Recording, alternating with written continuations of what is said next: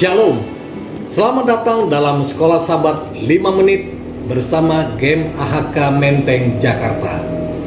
Program ini akan hadir setiap hari untuk memastikan jantung kerohanian kita tetap berdetak. Bersama saya, Pendeta Rois Panjaitan.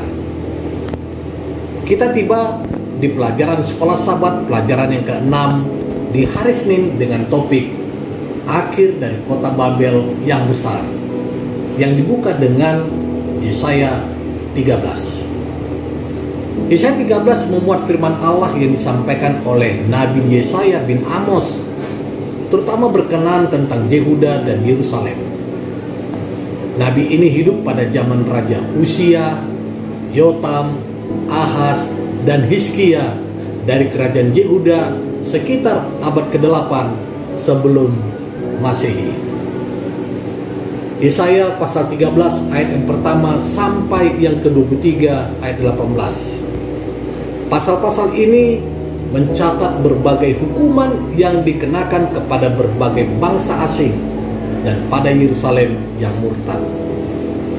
Yesaya 13 mendalami gagasan tentang penghakiman, dan hari penghakiman itu diumumkan dengan menggunakan ungkapan Hari Tuhan.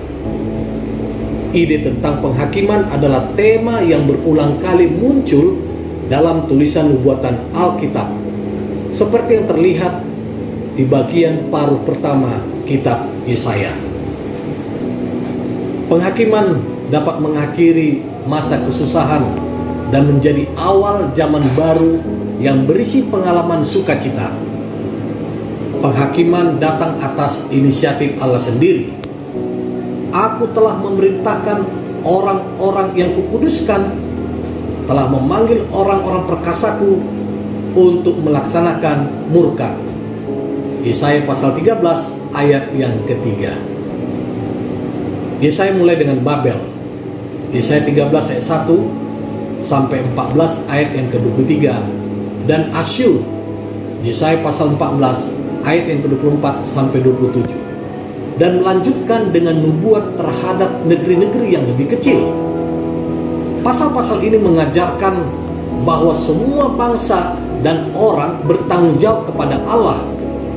Orang yang menentang Dia dan rencana keselamatan ilahinya akan dihukum dan dibinasakan, dan orang yang percaya kepadanya akan menang pada akhirnya.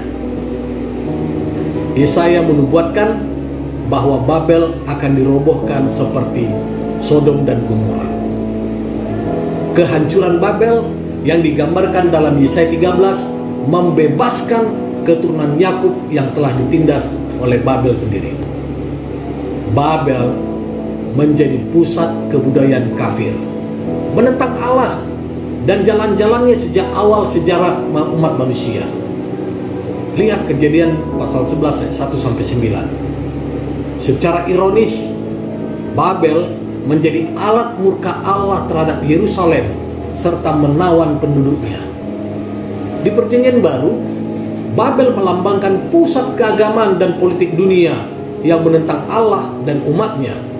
Wahyu pasal 17. Penggenapan nubuat tentang kejatuhan Babel terlaksana melalui berbagai tahap. Tahap pertama adalah serangan Asyur pada tahun 689 sebelum Masehi, ketika Sanherib merobohkannya. Setelah Babel berkuasa lagi di bawah Nebukadnezar, Babel direbut oleh Koresi dari Medo Persia pada tahun 539 sebelum Masehi. Bandingkan ayat Yesaya pasal 13 ayat yang ke-17. Sejarah mencatat pada tahun 518 sebelum Masehi, kota ini dirusak kembali, tembok-temboknya dirubuhkan, dan Babel hancur sama sekali. Kebinasan Babel melambangkan kebinasan semua musuh Allah pada akhir zaman, dan hukuman terakhir yang terjadi di seluruh bumi sepanjang masa kesengsaraan besar. Yesaya menggabungkan keduanya di sini.